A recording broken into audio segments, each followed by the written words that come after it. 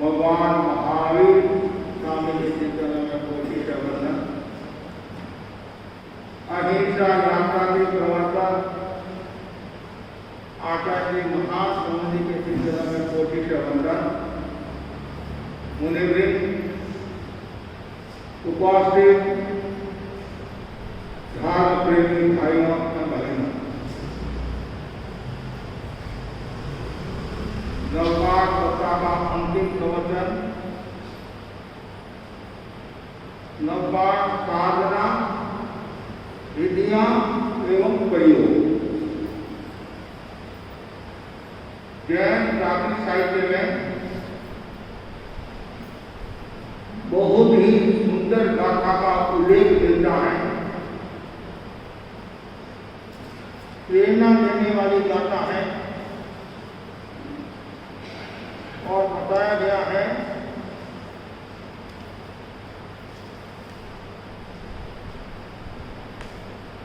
हरे तू हम गुणाए तू हम जानाए जतन तो गए भवतम तम ये लोगे पर लोगे तुहार नोकारो।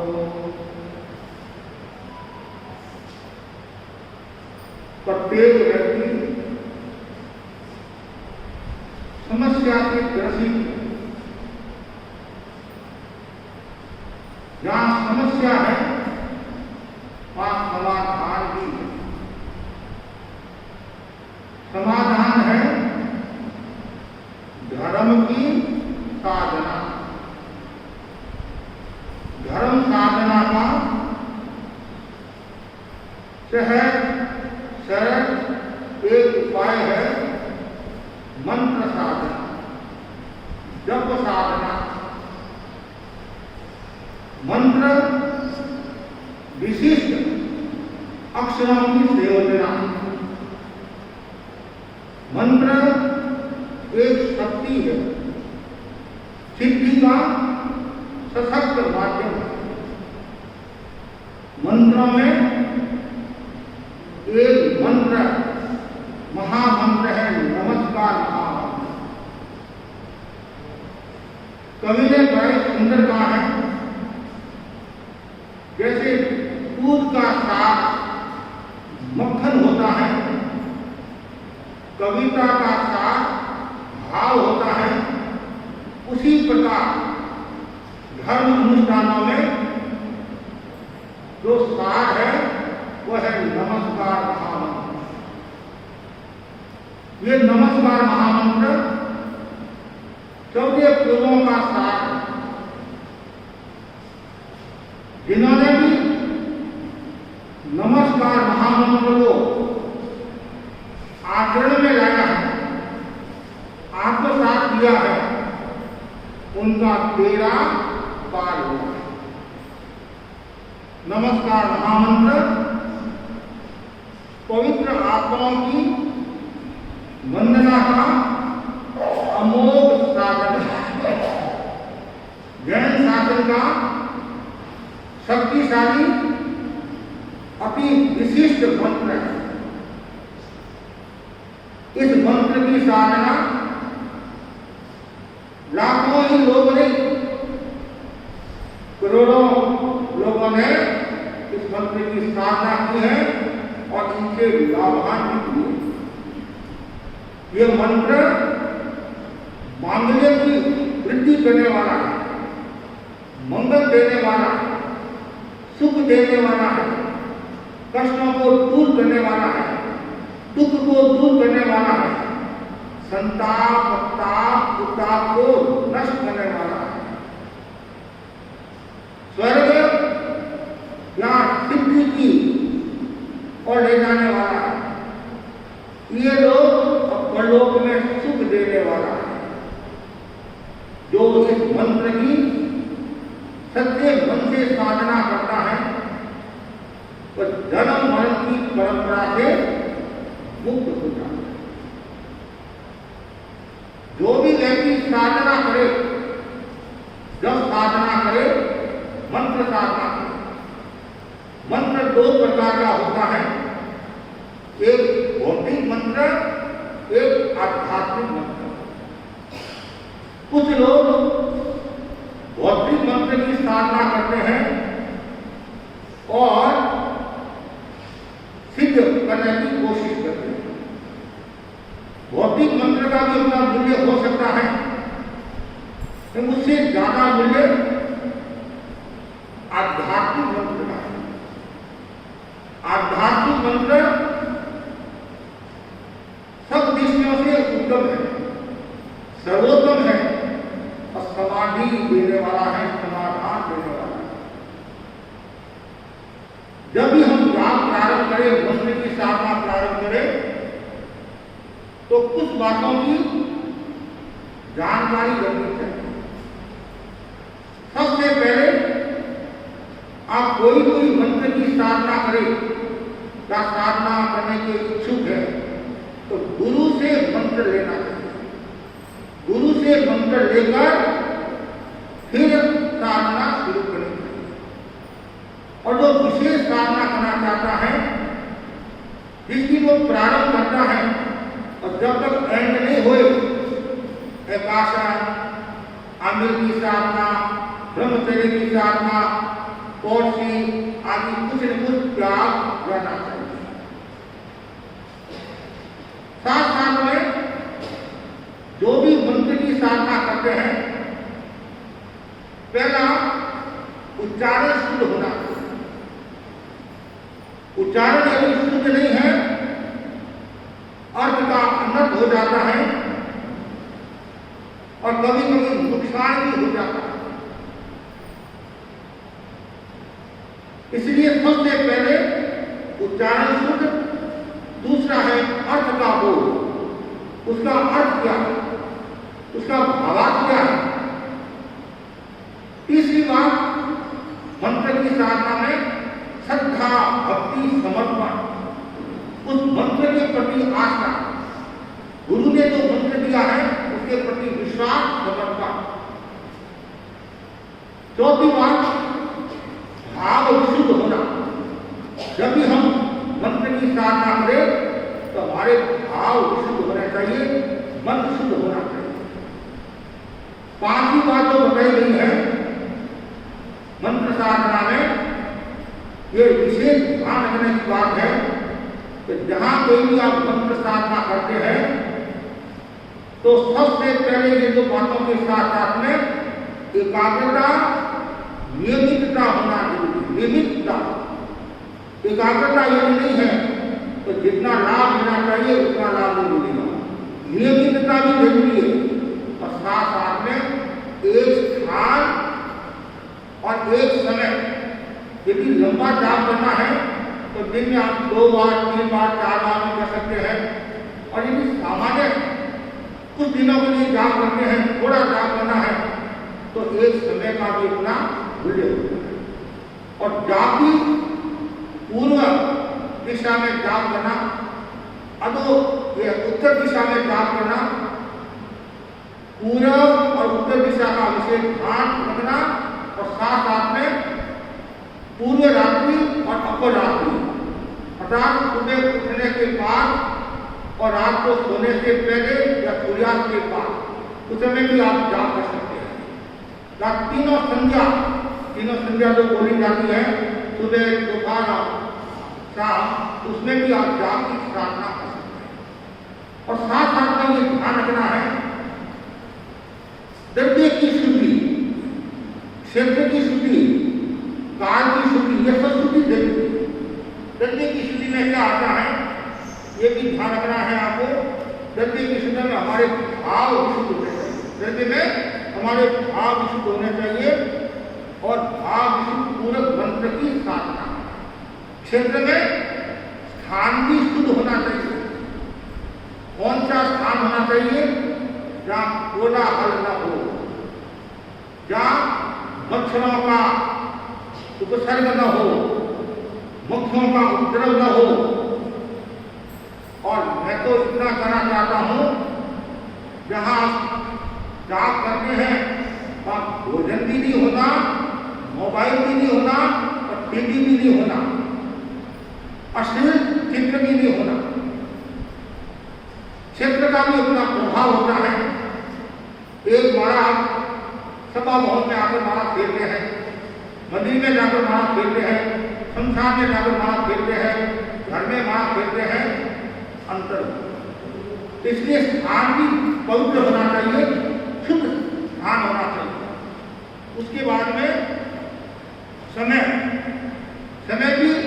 की शुद्धि, ऐसा नहीं एक माला अभी फेरी 10 मिनट बाद की, फिर दूसरी माला 20 मिनट बाद की, तीसरी माला की, सुबह और शाम ये लक्ष्य होना चाहिए।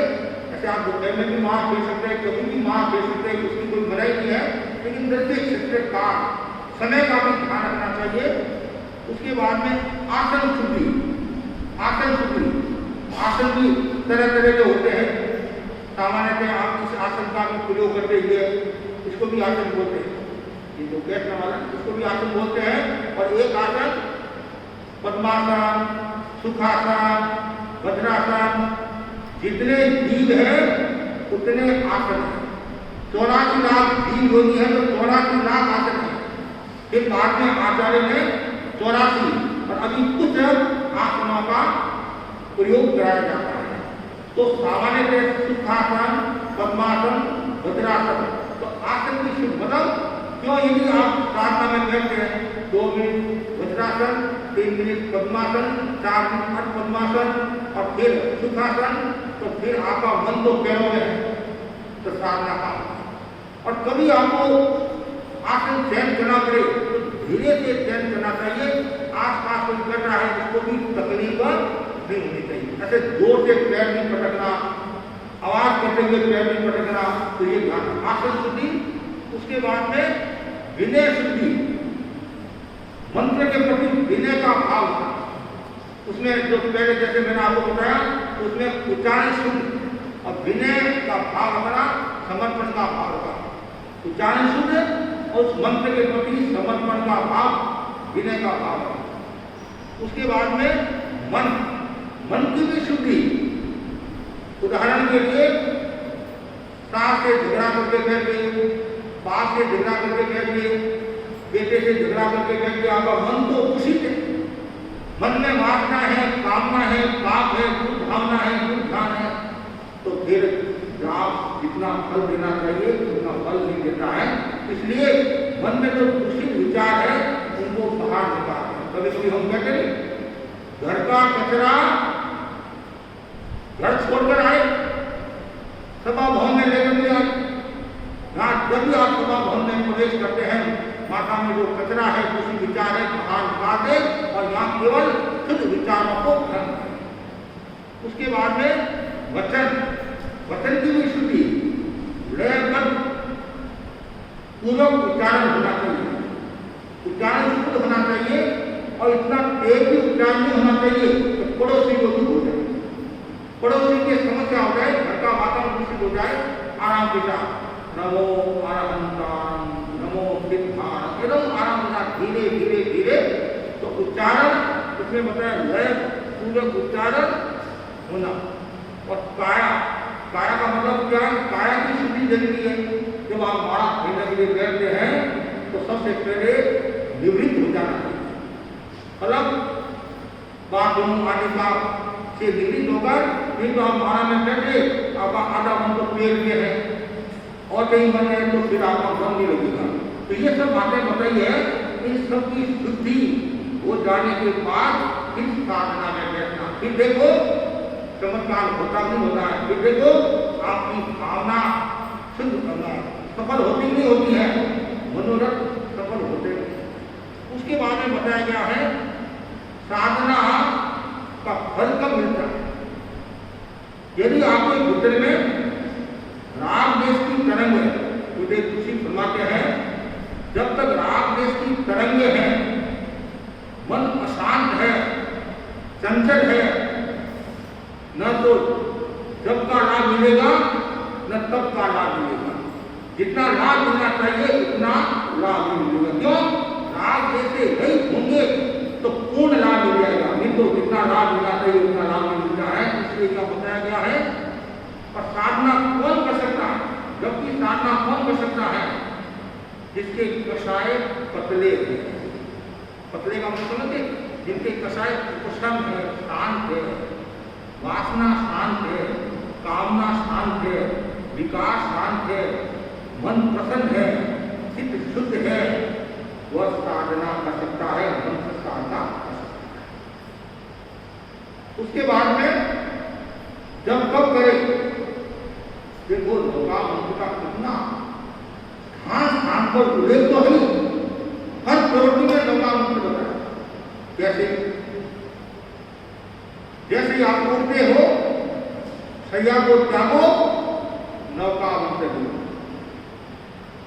निवृत्ति से आए, नौका मंत्र लो, समाई करते हैं पहले और बाद में नौका मंत्र लो, नाश्ता करते हैं नौका मंत्र लो, प्रवचन देते हैं पहले नौका मंत्र लो, कोई धार्मिक अनुष्ठान प्रारंभ करते हैं नौकार गिनो, आगम आदि की स्वाध्याय करते हैं विशेष नौकार।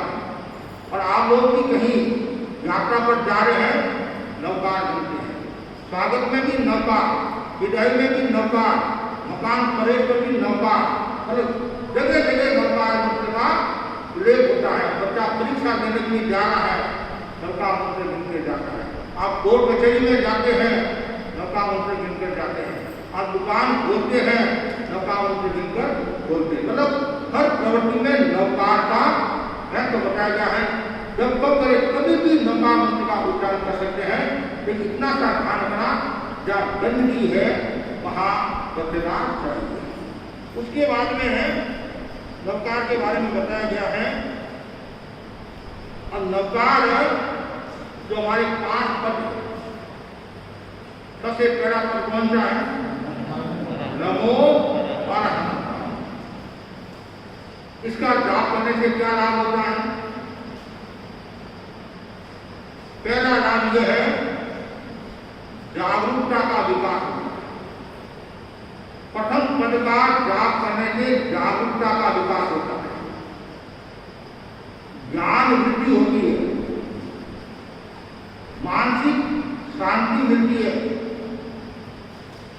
पारिवारिक सौहार्द का विकास होता है। और जिनको क्रोध ज्यादा आता है, उसके लिए राम पाठ पोषक है, नमो अरहं का। नमो सिद्धांत का जाप करने से क्या लाभ होता है? बताया गया है, आत्मविश्वास बढ़ता है, अंतर्दृष्टि का विकास होता है, निर्णायक शक्ति बढ़ती है। नमो आयर्यान का जाप करने से आत्मानुशासन का विकास होता है, स्वशासन, आत्मानुशासन का विकास होता है, बुद्धि बल बढ़ता है, मेमोरी पावर बढ़ता है, विवेक चेतना का जागरण होता है, सदाचार की वृद्धि होती है, सदाचार की सद आचरण की वृद्धि होती है। नमो उवत्थायान, परम आनंद की अनुभूति होती है, सौम्यता का विकास होता है, साहस का विकास होता है, साहस का विकास। नमो लोए सर्वसाहुनम, इसका जाप करने से स्वास्थ्य की प्राप्ति होती है, स्वास्थ्य अच्छा रहता है, आरोग्यता बढ़ती है, और साथ साथ में सहिष्णुता का विकास होता है। ये 5 पद, एक एक पद का लाभ। उसके बाद में नमस्कार महामंत्र का जो हम जाप करते हैं, विशेष क्या लाभ होता है? सबसे पहला जो लाभ बताया है, कर्म निर्जन, कर्म निर्जन, आत्मा की विशुद्धि। लेकिन ज्यादातर लोग कर्म निद्रा के लिए नहीं करते हैं, शरीर की शुद्धि के लिए करते हैं, और धन के लिए करते हैं, पदार्थ के लिए करते हैं, बंगला के लिए करते हैं, पोता पोती के लिए करते हैं। महाराज मेरे पोता हो जाएगा तो मैं 1.25 लाख का जाप करूंगी। तुमने नगा मतलब इतना सस्ता बना दिया। एक पोते के खातिर मूल लक्ष्य क्या? एकमात्र लक्ष्य निर्जरा, परम निर्जरा आत्मा की विशुद्धि। दूसरा जो लाभ बताया गया है, जितने भी विघ्न हैं वो विघ्न दूर होते हैं, संकट दूर होते हैं।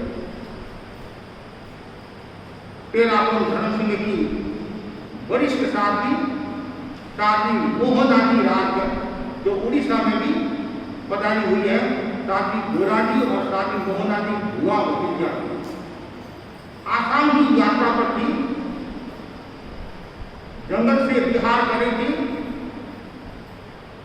एक भीम का बहुत बड़ा हाथी आ गया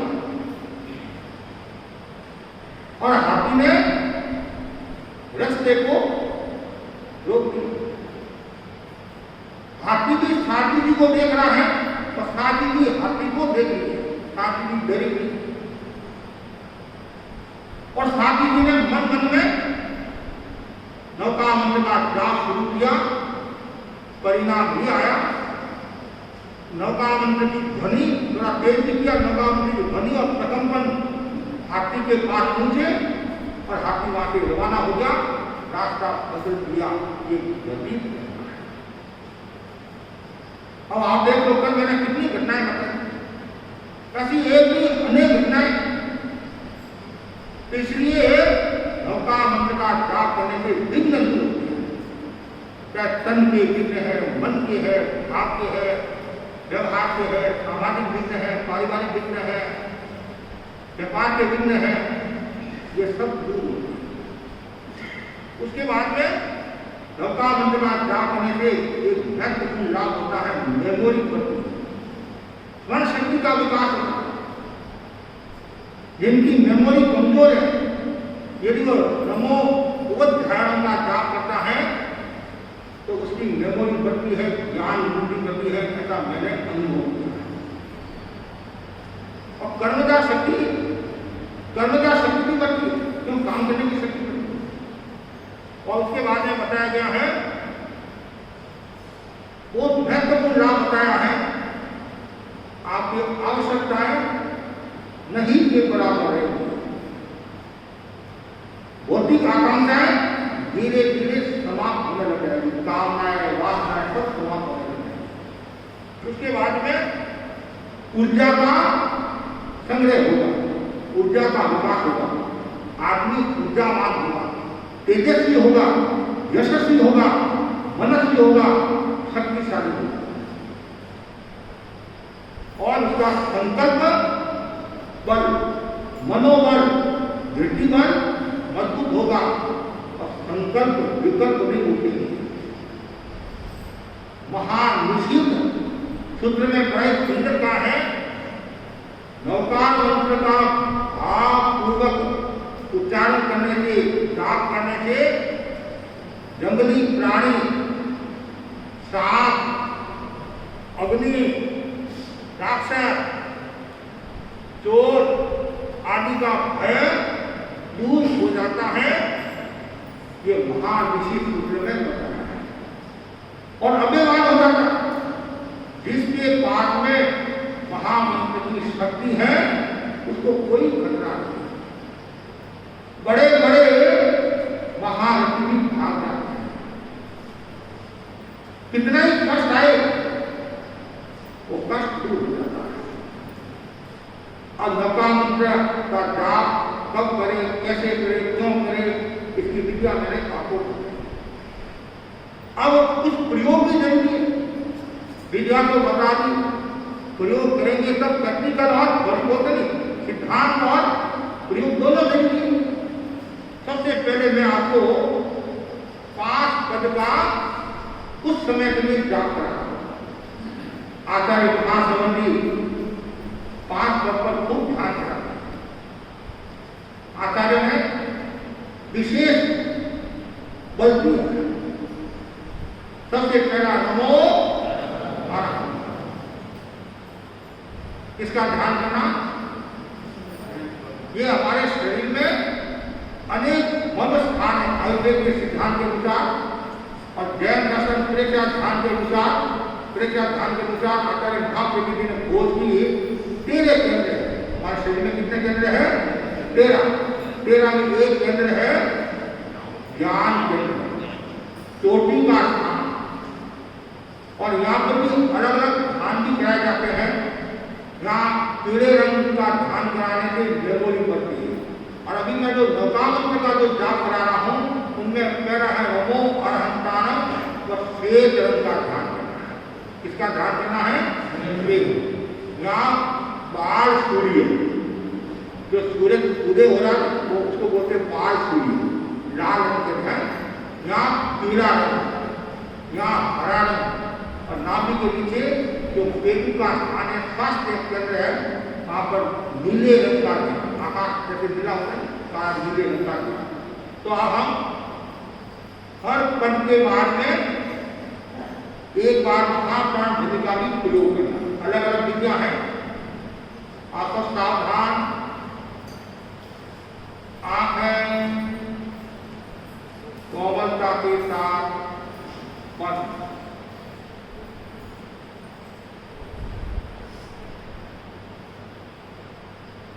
शरीर को रिलैक्स कर दे, मन में जो भी विचार है सब बाहर निकाल दे, खराब विचार। एक बार महाप्राण ध्वनि का प्रयोग करें।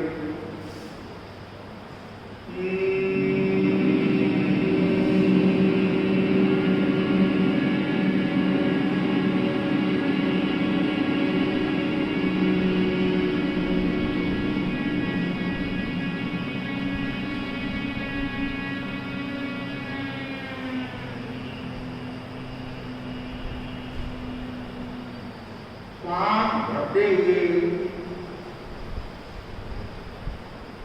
नमो अरहंतान का उच्चारण करते हुए चित्त को ज्ञान केंद्र पर लाना है। वहां पर श्वेत रंग का ध्यान करना है, साथ में अनुभव करना है श्वेत रंग के परमाणु ज्ञान केंद्र पर आ जाएंगे, आ रहे हैं, आ गए। पाठ करें, उच्चारण पूर्वक भी कर सकते हैं। ओम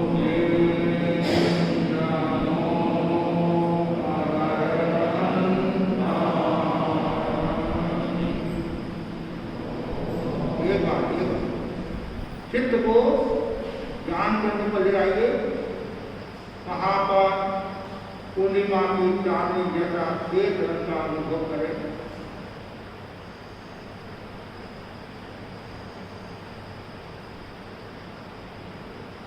अनुभव करें श्वेत रंग के परमाणु आ रहे हैं, आ रहे हैं।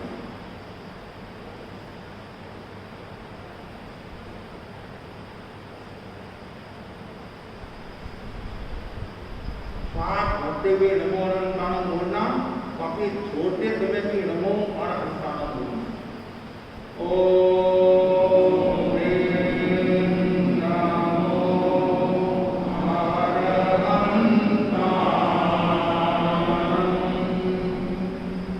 अनुभव करें पूरा ज्ञान केंद्र श्वेत रंग की रंग से भर गया।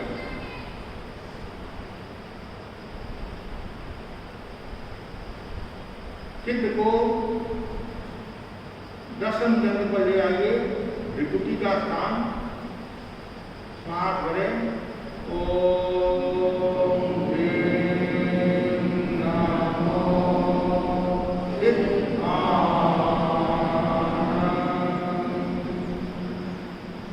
यहाँ पर बाल सूर्य का ध्यान करें, लाल रंग का ध्यान करें। लाल रंग के परमाणु विभूति के स्थान पर आ जाए, आ रहे हैं, आ गए हैं। लाल रंग बुद्धि वाला भी होता है, जोशीला भी होता है, और साथ में अनुभव करेगा परमाणु आ जाए, आ रही है, आ गए हैं। ओम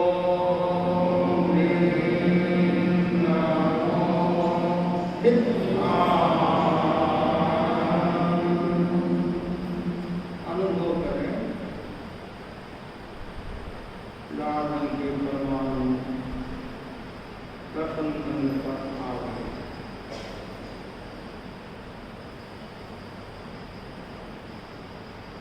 एक बार महाप्राण ध्वनि का प्रयोग करें, अद्भुत के बाद में बनाए।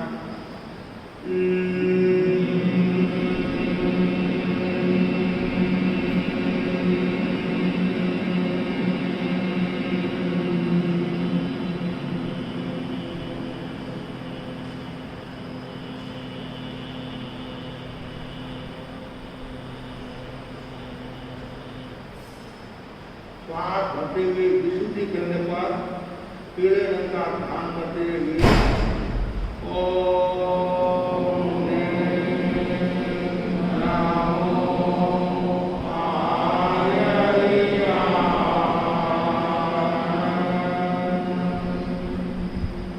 पीले रंग के परमाणु विशुद्धि केंद्र पर कंठ पर आ रहे हैं। अनुभव करें पीले रंग के परमाणु आ जाए, आ रहे हैं, आ गए हैं, ऐसा अनुभव करें। ओम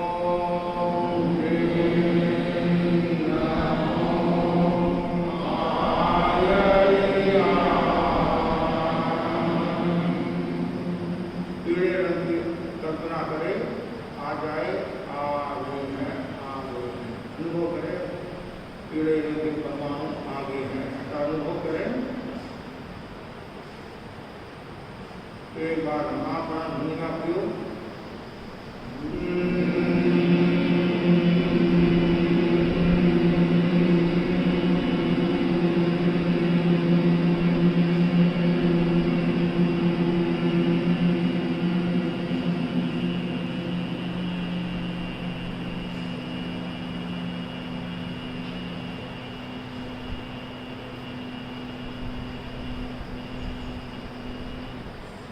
श्वास भरें।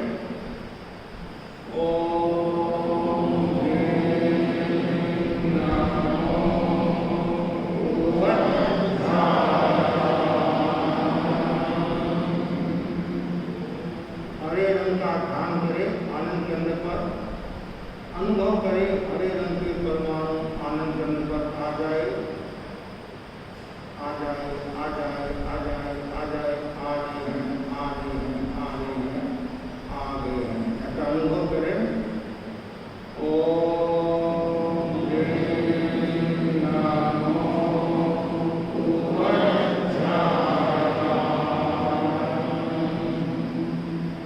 हरे रंग के परमाणु शांति देने वाला एक केंद्र है, आनंद की अनुभूति कराने वाला एक केंद्र है। एक बार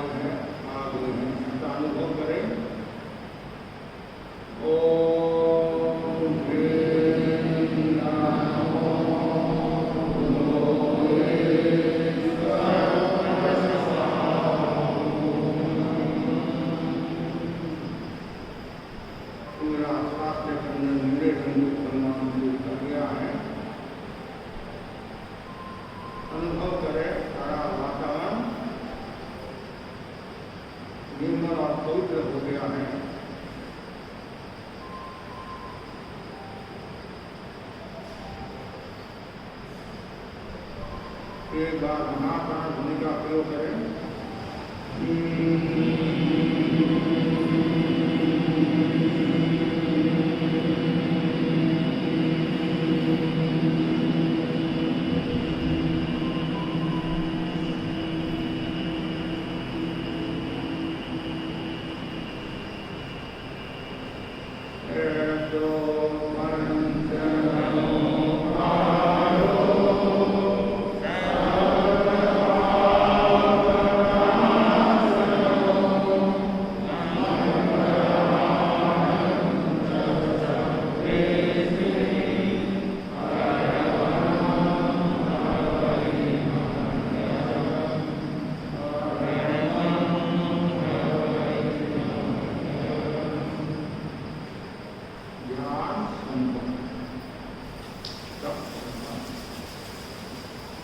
ऐसे ये करीबन 40 मिनट का प्रयोग है।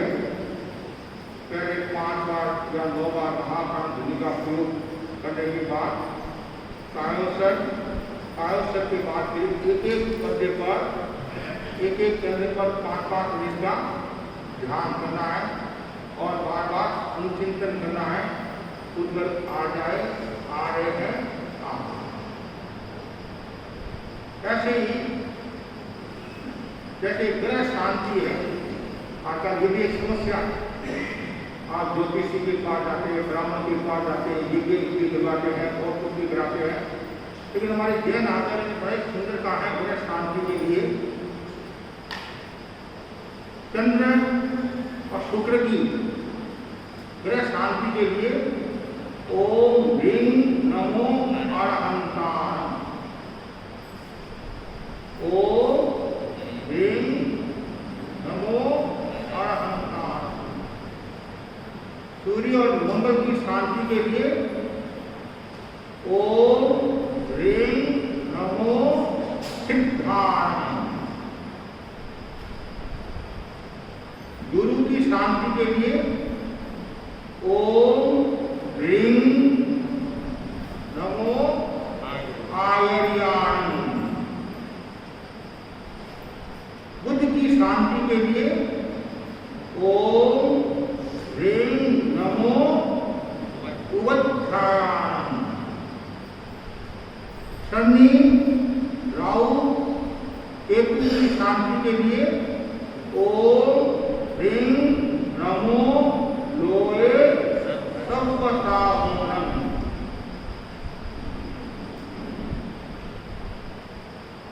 मानसिक शांति के लिए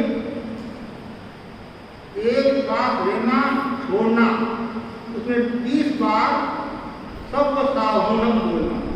नेगेटिव विचार को समाप्त करने के लिए, सकारात्मक चिंतन के लिए, मानसिक शांति के लिए एक साथ लेना छोड़ना 20 बार सर्वसाहूनम बोलना। अभ्यास करते करते हो जाएगा।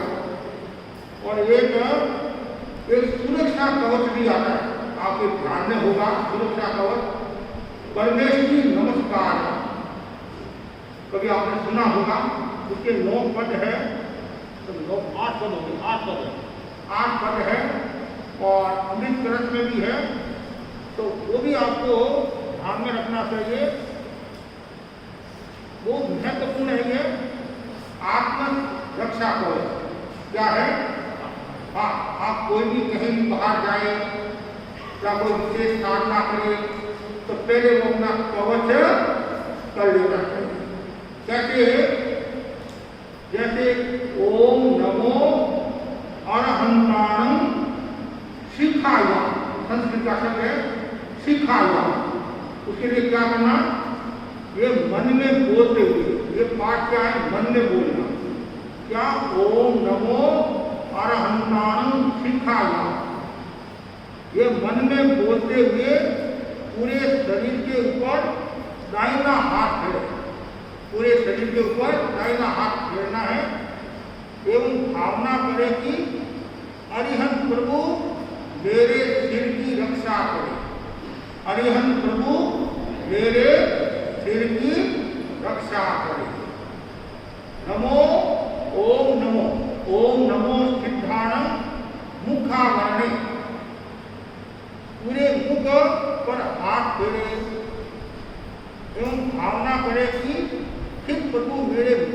की रक्षा करें। पहले तो सिर की रक्षा, उसके बाद में मुख की रक्षा। ऐसे है ओम नमो आयर्याणम अंगरक्षा। ये पूरा श्लोक है। सारे अंगों पर हाथ फेरे एवं भावना करे कि आचार्य प्रवर मेरे शरीर की रक्षा करे।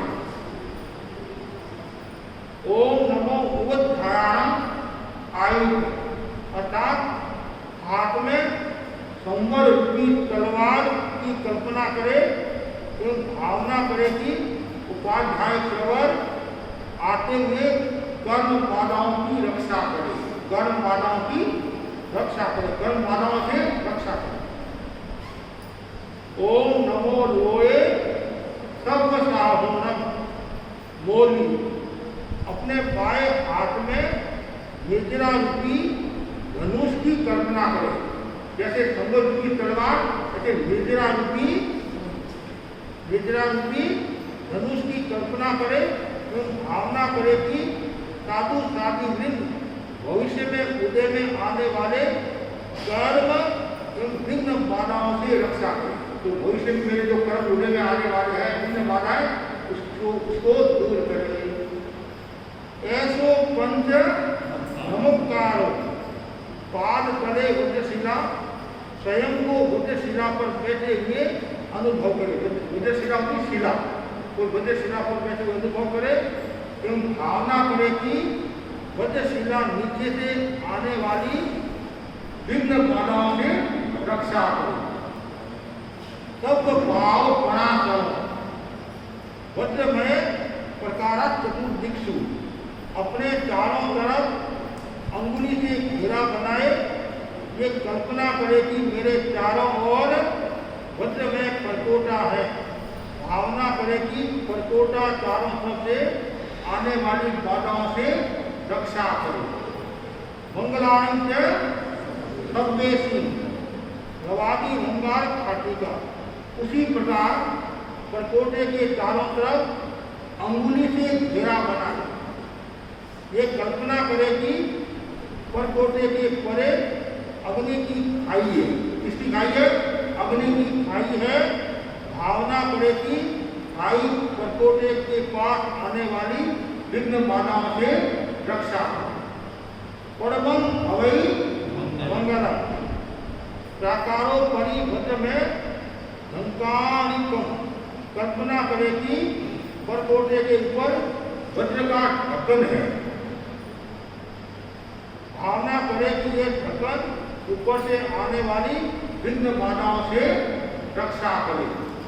इति महारक्षा सर्वोपद्रव विद्रावणी, ये आत्मरक्षा मंत्र सब उपद्रवों को बिगाड़ने वाला और विघ्न बाधाओं को नष्ट करने वाला है। मैं वज्र में परकोटे के अंदर वज्रशिला पर बैठा हूँ।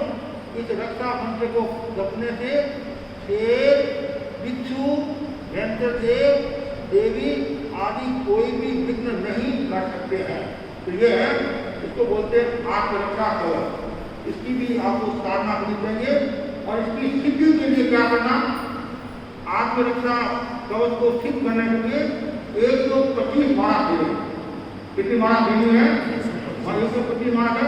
प्रतिदिन 3 माला 42 दिन फेरे। प्रतिदिन 3 माला 42 दिन फेरे। 1 माला प्रातः, 1 माला मध्याह्न में और 1 माला सायंकाल में। प्रारंभ में एक पद की एक माला फेरे। ये तो पद है। प्रारंभ में एक पद की एक माला फेरे।